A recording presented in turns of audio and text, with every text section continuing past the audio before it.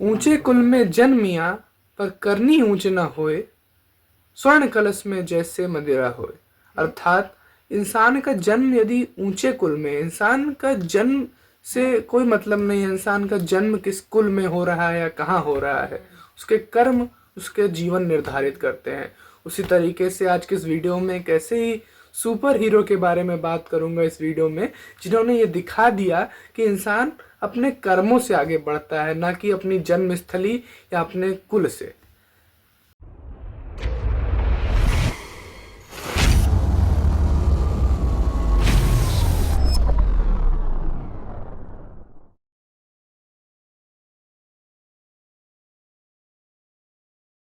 आज के इस वीडियो में हम जिस व्यक्तित्व के बारे में बात करने वाले हैं, उन्होंने ये साबित कर दिया कि भारत का जो लोकतंत्र है वो कितना मजबूत है। ऐसे ही नहीं, हमारे भारत देश को दुनिया के सबसे लचीले कानून का दर्जा दिया गया और सबसे बड़ा लोकतंत्र हमारे भारत देश को कहा गया। हमारे यहाँ का संविधान सर्वोपरि इसलिए नहीं माना गया।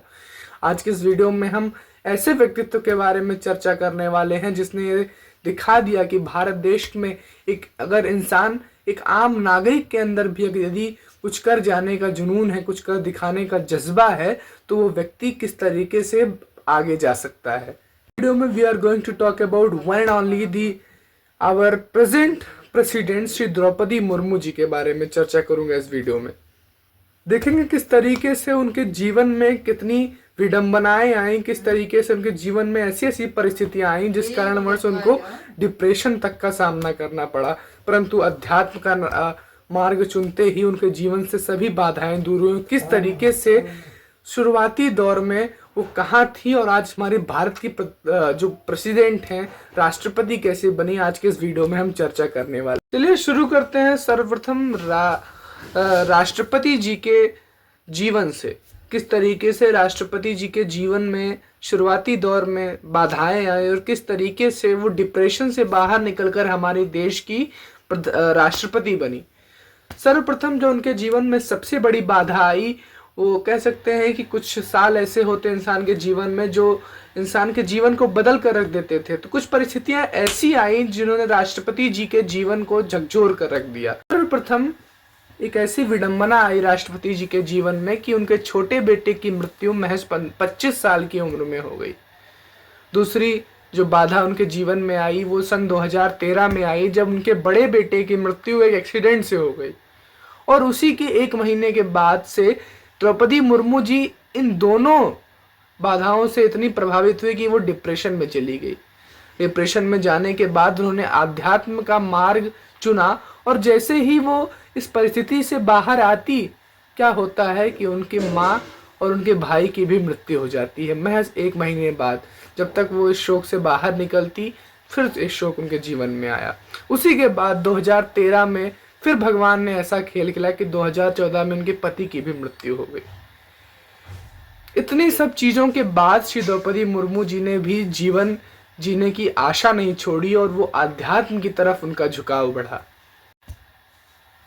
1979 में उन्होंने अपनी ग्रेजुएशन जो है वो कंप्लीट किया और सर्वप्रथम उनका चयन एक कॉलेज में क्लर्क के रूप में हुआ। जी हाँ, आप सही सुन रहे हैं, जो इस समय पर हमारे देश की राष्ट्रपति थी वो कहीं किसी दिन एक स्कूल में एक क्लर्क की नौकरी किया करती थी।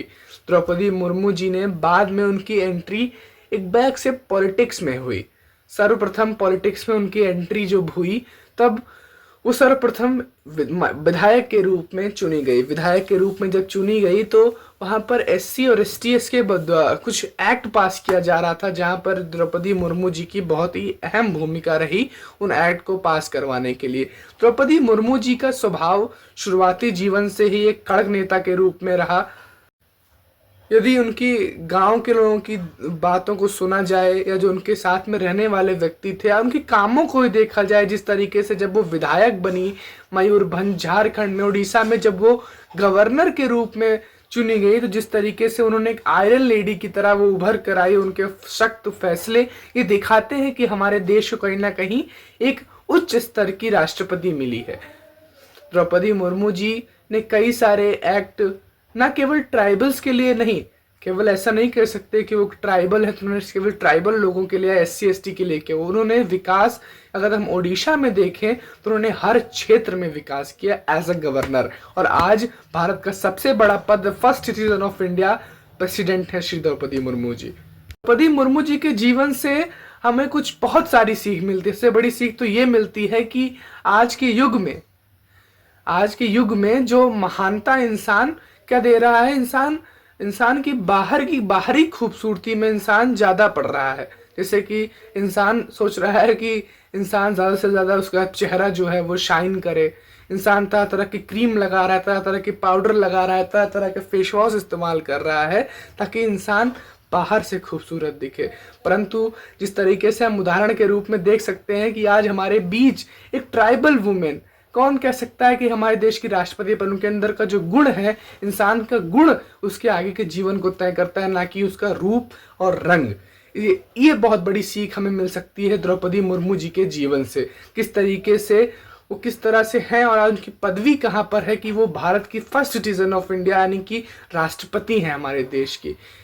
और में आज जो ये गोरा होने का स्वभाव लोगों के अंदर पैदा हो रहा है, ये पश्चिम हमें सिखा रहा है गोरा और काले होने में भी। जिन्होंने काले समुदाय को, नेल्सन मंडेला, जिनकी कहानी हम अपनी इतिहासों में, 8वीं 9वीं के इतिहासों में हम पढ़ते आ रहे हैं, नेल्सन मंडेला ने किस तरीके से वो काले लोगों के ऊपर वो अत्याचार किया करते थे। उनके लिए अलग सुपरमार्केट था, अलग रोड था। तो क्या ये पश्चिम हमें सिखाया कि हमें गोरे काले में भेद करना चाहिए? चलिए, एक मुद्दा हम अलग भटक चुके हैं, फिर से चलते हैं द्रौपदी मुर्मू जी की कहानी के ऊपर। फिर ऐसे द्रौपदी मुर्मू जी का जन्म कहाँ हुआ? द्रौपदी मुर्मू जी का जन्म मयूरभंज के, उड़ीसा के मयूरभंज में एक छोटे से गांव में एक ट्राइबल परिवार में हुआ।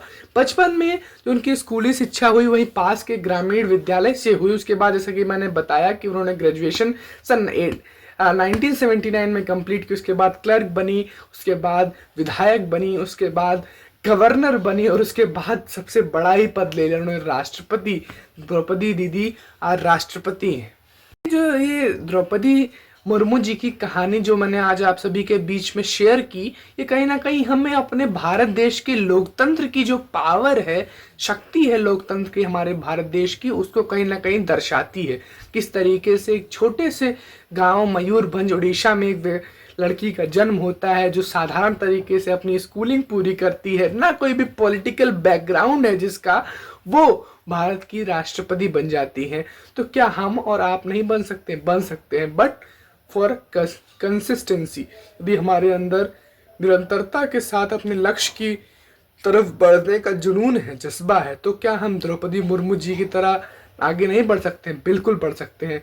इसीलिए तो मैं इन वीडियोस को डालता हूँ। इनके अंतराल पे इसी तरीके से एक ना एक सुपर हीरोज की वीडियो मैं अपने इस चैनल पे अपलोड करता रहता हूँ, क्योंकि ऐसे जो हमारे सुपर हीरोज हैं कहीं ना कहीं किसी ना किसी के रोल मॉडल तो होने ही चाहिए।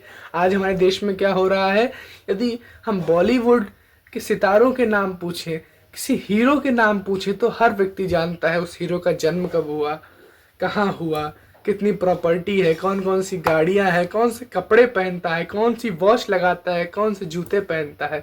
पर क्या आपको नहीं लगता कि हमारे बीच जो असली हीरो हमारे देश में ऐसे ऐसे व्यक्तित्व हैं जो जिनकी जीवन शैली से हमें कुछ ना कुछ सीखने को मिलता है, हमें उनके बारे में पढ़ना और जानना चाहिए। आज के इस वीडियो में मैंने बहुत छोटा सा प्रयास किया, अपनी वाणी के जरिए आप सभी को एक ऐसे व्यक्तित्व का परिचय कराया जिनके बारे में आप सभी को जानना चाहिए। आज के इस वीडियो में इतना ही। द्रौपदी मुर्मू जी के चरणों में शत शत नमन, और आशा करता हूँ कि जिस तरीके से वो हमारे देश की राष्ट्रपति हैं, हमारे देश को और आगे ले जाएं। उनकी, हमारे देश की बागडोर यदि उनके हाथ में है तो अपनी जो रिस्पॉन्सिबिलिटीज़ है हमारे देश के प्रति, उसको परिपूर्ण रूप से निभाएं। धन्यवाद।